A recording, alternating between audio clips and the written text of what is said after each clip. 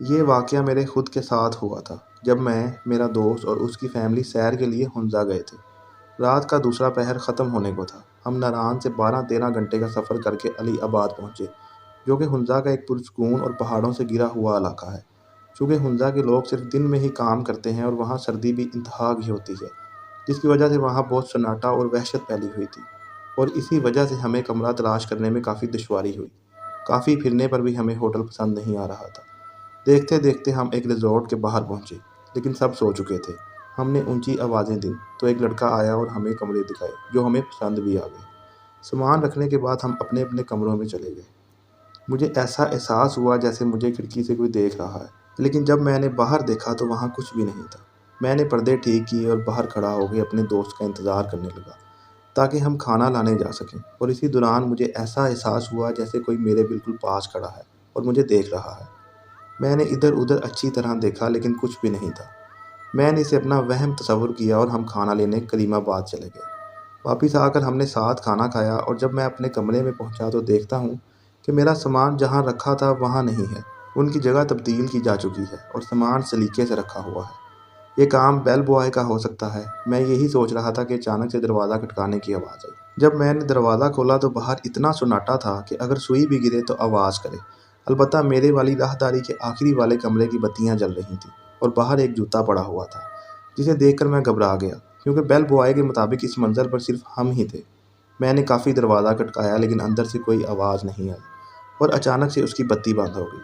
میں ڈرا اور وہاں سے تیز تیز اپنے کمرے کی طرف آنے لگا کہ اچانک میری نظر باہر باغ میں لگے ایک بڑے سنگوں والے مارخور کے سر پر پڑی، جس کا منہ میری طرف ہی تھا، اور اسی اثنا میں نیچے سے ایک بلی آئی اور میری طرف دیکھتے ہی بہت تیزی سے میرے پاس سے ہوتی ہوئی چھت پر بھاگ گئی، جسے دیکھ کر میرے رونگٹے کھڑے ہو گئے، اور میں نے اپنے دوست کو بلایا اور آیت الکرسی کا ورد شروع کر دیا۔ جب میرا دوست آیا تو وہاں کوئی جوتے نہیں تھے۔ اس نے مجھے دلاسا دیا اور بولا میں تمہارے کمرے میں لیٹ جاتا ہوں، جو میں نے مناسب نہیں سمجھا، اور اسے واپس بھیج دیا اور اپنے کمرے میں آ کر لیٹ گیا۔ میں اسی بارے میں سوچ رہا تھا کہ مجھے ایسا لگا کہ کوئی میرے سر پر ہاتھ پھیر رہا ہے اور مجھے دبا رہا ہے۔ تھکاوٹ ہونے کی وجہ سے مجھے کافی سکون آیا، لیکن ڈر بھی انتہا کا لگا۔ جیسے تیسے کرتے میں نے رات گزاری اور صبح اٹھتے ہی بیل بوائے کو بلایا اور تفصیلاً سب پوچھا، جس پر اس نے بتایا کہ یہاں ایسا کچھ بھی نہیں ہے، یہ محض آپ کا وہم ہوگا۔ ہم یہاں کئی سال سے ہیں، ایسا کوئی واقعہ ہمارے ساتھ یا یہاں آنے والے مہمانوں کے ساتھ کبھی نہیں ہوا۔ وہ ہمارے کمرہ چھوڑ جانے کی وجہ سے ایسا کہہ رہا تھا، کیونکہ ان مہینوں میں سیاح بہت کم جاتے ہیں، اور جب میں نے سامان کا پوچھا تو اس نے بولا کہ یہ اسی کا کام ہے۔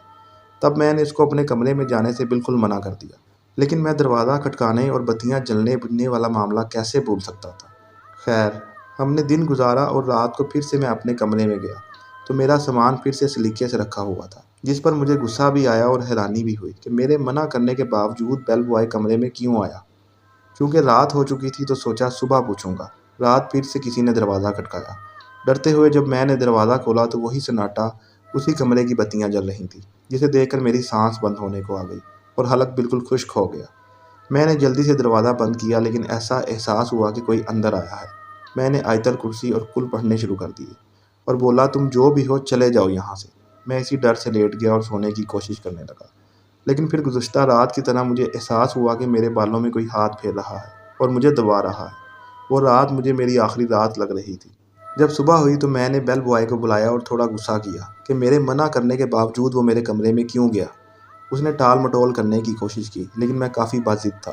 تب اس نے بتایا کہ یہاں ایک روحانی مخلوق رہتی ہے، جو کہ اس کے مطابق کبھی اس زمین کی مالکن ہوا کرتی تھی، لیکن وہ کسی کو پریشان نہیں کرتی اور نیک روح ہے، اور وہ بہت کم عیاں ہوتی ہے، اور سیاح نہ ہونے کی وجہ سے اسے ہم سے جھوٹ بولنا پڑا تھا۔ پھر ہم نے وہاں سے جانے میں ہی بہتری سمجھی۔ چونکہ ہنزا کے لوگ بہت مہمان نواز اور خوش طبیعت ہوتے ہیں، تو میرے خیال میں وہ مہمان نواز روح تھی جو آنے والے سیاحوں کا خیال رکھتی تھی، لیکن کبھی کبھی مجھے وہ وہم بھی لگتا ہے۔